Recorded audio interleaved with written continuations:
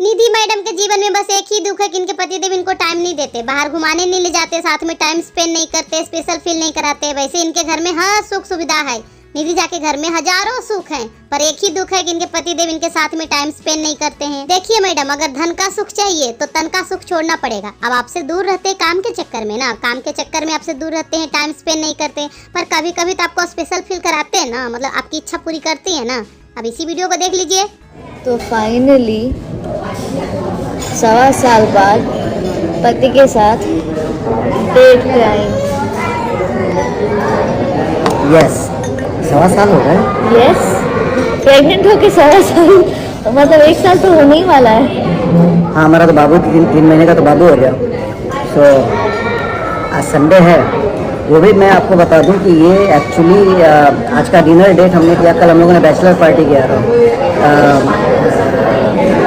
SL world गए थे actually, water kingdom. सो इस शर्त पे गए थे कि संडे के दिन आप मुझे पार्टी देंगे। तो मैंने बोला कि हाँ यार ज़रूरी है। तो ऑलमोस्ट 1 साल बाद मैं इनको लेकर के बाहर घूमने आया हूँ, और बहुत ब्यूटीफुल जगह है, और नॉर्मल जगह इनको पसंद भी नहीं आती है। बहुत बोलते हैं ये, बहुत बोलते हैं।